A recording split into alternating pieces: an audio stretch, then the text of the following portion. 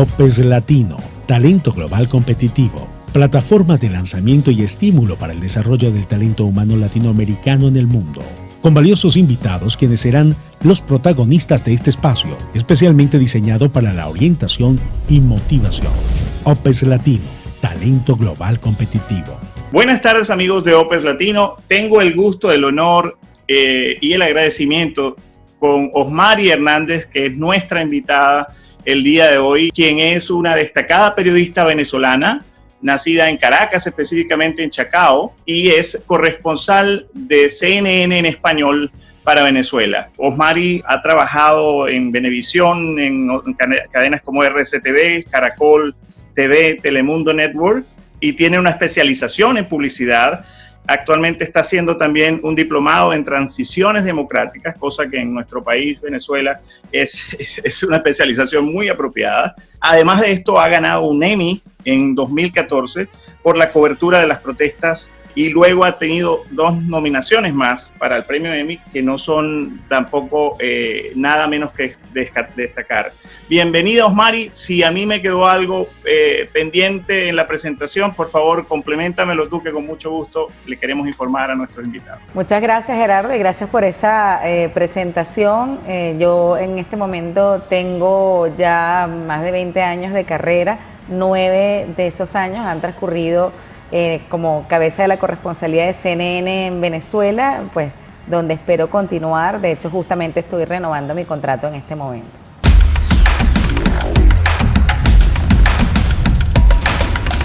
Vamos con la primera pregunta, Osmari. Mi primera impresión es que tu talento es el talento para las comunicaciones, porque no cualquier periodista llega donde tú has llegado. No, muchos periodistas quisieran estar donde tú estás, con una cadena tan importante como CNN a nivel mundial, de manera que es el sueño de todo periodista. Por lo tanto, ahí hay un logro alcanzado, hay una profesión, digamos, cristalizada. Ahora, partiendo del hecho de que comunicación es tu talento, ¿cómo te das cuenta tú, Osmari, que tú tenías vocación para esto? ¿Cuál es esa chispa que dispara esa vocación tuya por la comunicación?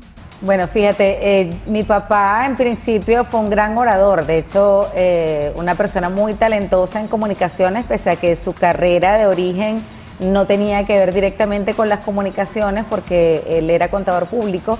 Era una persona que se expresaba muy bien, y cuando yo era pequeña yo era bastante tímida, yo era muy poco hablar, hablaba muy bajito, hablaba muy poco, y mi papá siempre se esmeró mucho en incentivar esa parte de la comunicación, porque mi papá siempre decía: el mundo es de los que hablan, no de los que callan. Entonces eso fue como un proceso de aprendizaje de la mano de mi padre, no pensando en que yo iba a ejercer como periodista, sino para la vida en general. Y desde muy pequeña era una actividad que compartía con mi papá también, que era leer periódico, especialmente los fines de semana. Era costumbre sentarse a revisar el periódico, y yo me interesé, tal vez esa parte de la conexión con mi papá. Yo ya desde pequeña, estaba en 6º grado, cuando ya yo decía que iba a ser periodista. Me llamó mucho la atención, Osmari, que comentaras sobre tu vocación temprana, porque normalmente a veces tenemos muchachos en bachillerato, high school, como lo conocemos en Norteamérica, que ya están casi en el último año y no saben qué es lo que van a hacer, ¿no? Y ya tú desde el 6º grado estabas orientada hacia eso, ¿no? ¿Qué crees tú que influyó en eso?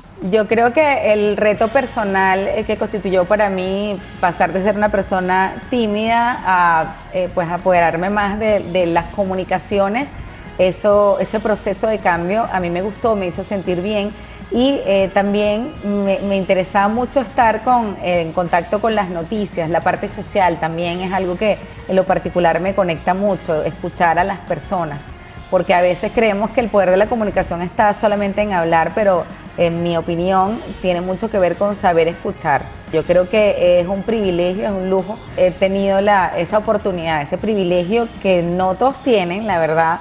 Muchas personas estudian, están trabajando y te dicen: bueno, yo soy arquitecto, pero en realidad yo siempre quise ser chef o quise ser artista. Yo puedo decir que yo soy lo que siempre quise ser.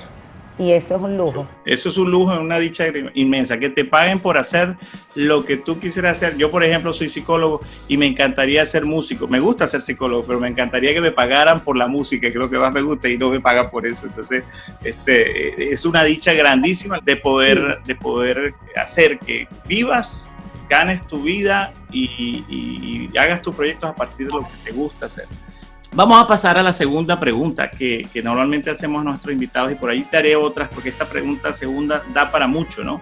Y es el tema de las barreras. Siempre que uno tiene un talento, lo descubre, pero al momento de desarrollarlo vienen una cantidad de barreras. Coméntame un poquito cuáles fueron esas principales barreras o cuáles son, porque a lo mejor están presentes hoy en día todavía. Bueno, yo creo que todo este aprendizaje se ha dado en un entorno que ha ido cambiando mucho. Cuando yo estudié, el país tenía unas condiciones muy distintas a la etapa en la que ya me tocó ejercer la profesión. Por fortuna, yo entendí desde el principio que mi carrera es una carrera práctica también. Demandaba mucho, pero también entendí que siempre tenía que guardar el espacio para comenzar a practicar. Viví muy poco de lo que fue los medios de comunicación antes de Chávez, que por supuesto marcó un hito en lo que son las comunicaciones en Venezuela, la relación del gobierno con los medios de comunicación. Ya luego comenzó el entorno social a ser muy adverso y uno de los grandes retos es mantener tu credibilidad como periodista y tu respeto en un entorno en el que sabes que por el medio en el que trabajas inmediatamente las personas te califican, para bien o para mal. Entonces lo primero es romper con esas barreras y que las personas entiendan que ante todo nuestro trabajo es escuchar, interpretar, contextualizar, pero permitir sobre todo que el oyente sea quien fije su propia posición, porque esa es desde mi punto de vista, esa es una muestra de respeto por el intelecto de las personas que te escuchan. Entonces, ¿cuál para ti es esa diferencia que hay que marcar entre hacer periodismo de verdad y evitar el caer en política? Bueno, yo creo que primero el periodista tiene que mantener su rol de cuestionar, porque si yo me paro frente a una tendencia política, y por decirlo pues ya con nombre directamente, si yo me paro frente a Guaidó y tengo que ser capaz de cuestionarlo, tanto como lo haría con Maduro, preguntarles con respeto qué es lo que las cosas que la gente quisiera saber, les importa saber, para poder informar adecuadamente. Cuando yo obvio los errores de uno y trato de enfatizar en los del otro, estoy fijando partido. Creo que otra de las cosas importantes que parte de todo esto, lo que ha sido el boom de las redes sociales, es el tema de lo que es el protagonismo del periodista en la noticia. Yo vengo de una escuela, tanto en la universidad como lo que es CNN y es nuestra política, el periodista no es la noticia. Entonces, eso hoy en día se ve mucho, es muy común y lamentablemente es un fenómeno que genera muchos likes y muchos aplausos, aunque no sea la mejor manera de ejercer éticamente hablando. De todas maneras, hoy sí tú eres la noticia. Hoy sí no tienes que ser, digamos, escuchar nada más. Hoy tú eres la noticia.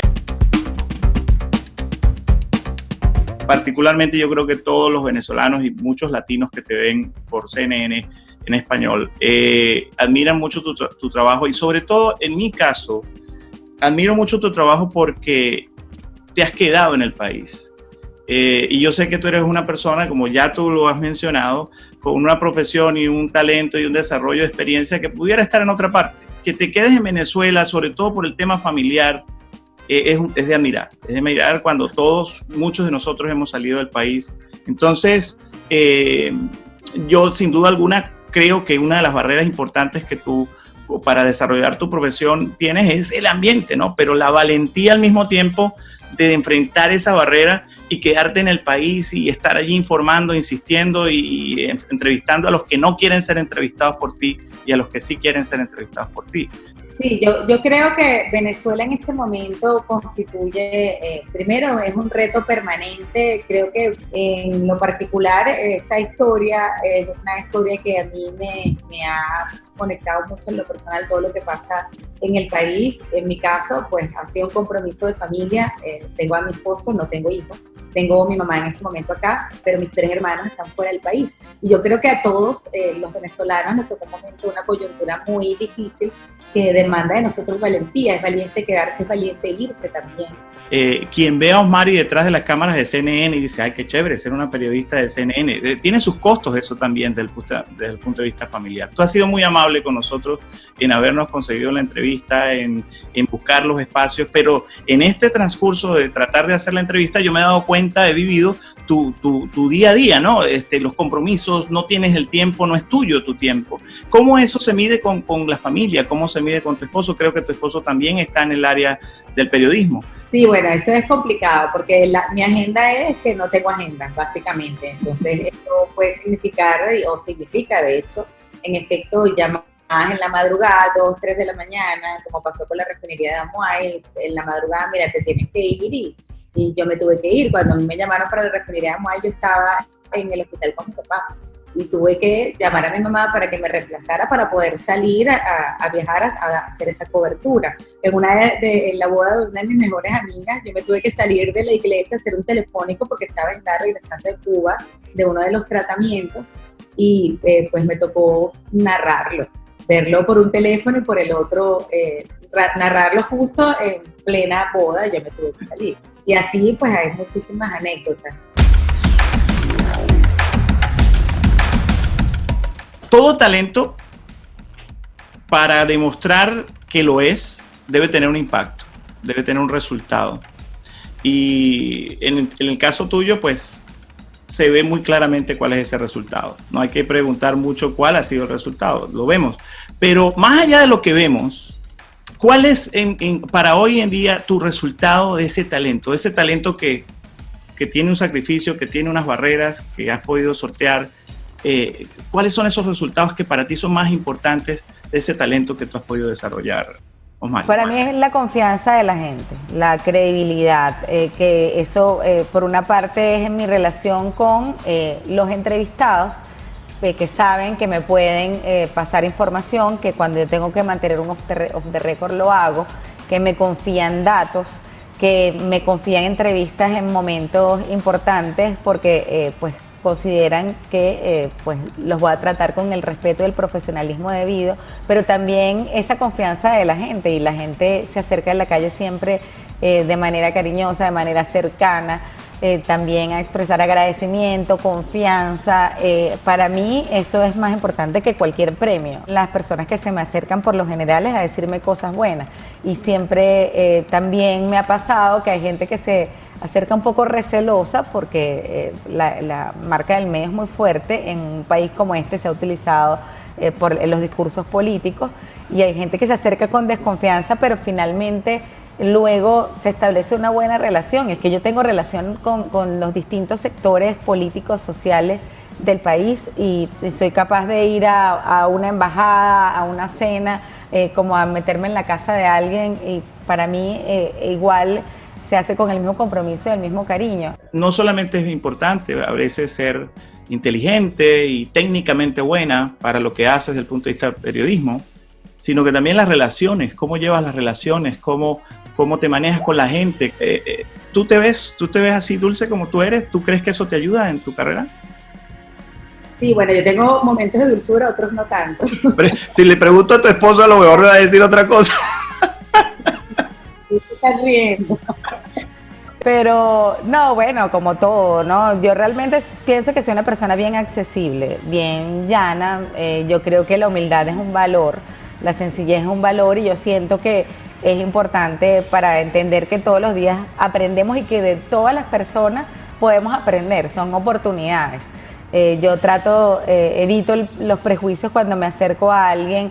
Me gusta escuchar, me gusta conocer gente, soy muy sociable, por encima de todo me encanta hablar mucho, hablar con la gente, hablo con cualquier persona, y ser respetuosa, creo que sobre todo eso, pero tengo carácter. Y me refiero a carácter, no es pegar un grito, carácter es mantenerse en control de la situación, carácter es darte a respetar cuando sea necesario, y creo que para eso no hay ni que ofender, ni que gritar, ni que ser irrespetuoso. Así es, cosa que es bien difícil. Tener mal carácter es muy fácil, tener carácter, es difícil, y es muy distinto.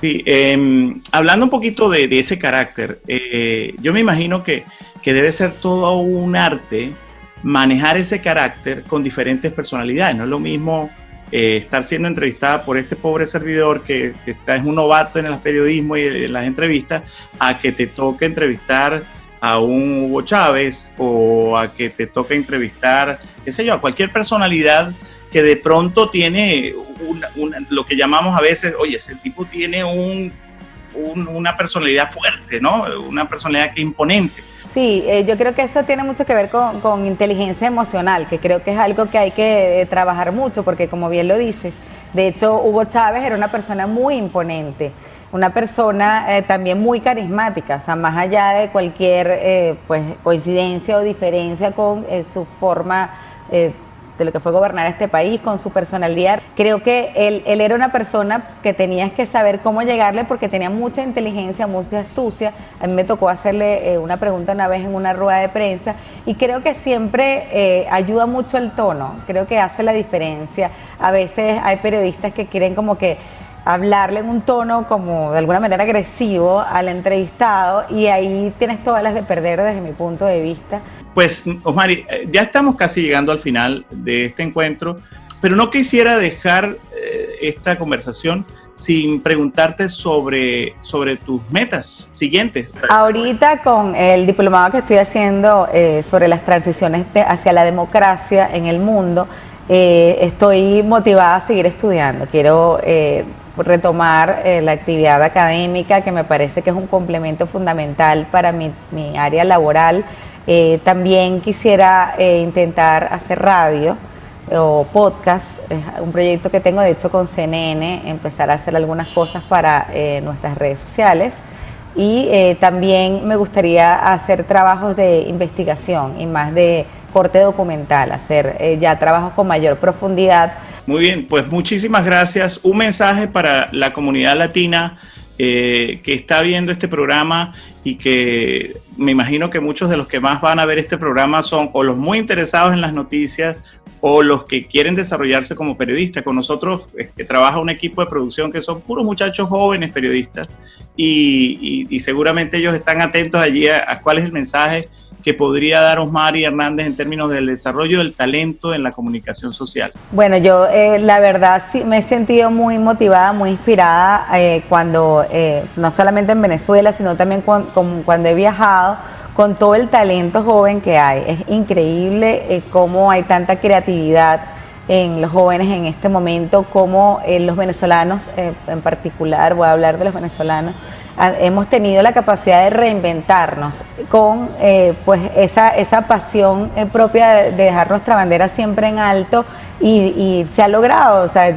mi familia está en Argentina y yo cuando voy para allá he visto el ballet de venezolanos, la orquesta sinfónica, cocineros exitosos, personas haciendo labor social, los médicos como han tenido un impacto, por ejemplo, en el caso de Argentina. Y creo que más allá de que muchas veces se habla de la parte negativa, creo que estamos pues contribuyendo a que nuestra cultura se conozca y se conozca sobre todo ese espíritu de lucha que nos caracteriza. Y creo que también el hecho de disfrutar lo que hacemos y tener una inspiración tan elevada como es pues nuestro país, lo que tenemos por dentro, lo que queremos hacer, es pues la mejor gasolina, el mejor combustible para lograr hacer las cosas bien.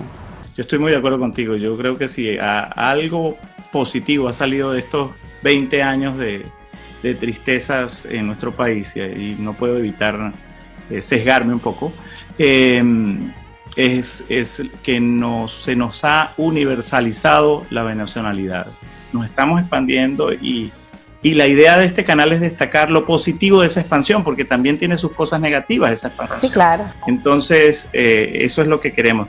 Te agradezco mucho, Osmari, por ese mensaje, por tu participación en Opes Latino, por el apoyo que le estás dando a un canal que está apenas empezando y espero que tenerte pronto. Para mí, te agradezco mucho que me hayas ayudado. Yo tenía grandes expectativas en cuanto a lo que me iba a costar entrevistar a un profesional de la comunicación, porque yo no soy profesional de la comunicación. Pero te agradezco mucho que hayas facilitado el camino para hacer esta entrevista. Gracias y gracias por pensar en mi nombre y por tener esta plataforma que destaca lo positivo que somos. Muchas gracias. Hasta luego, Mari, que estés muy bien. OPES Latino, talento global competitivo.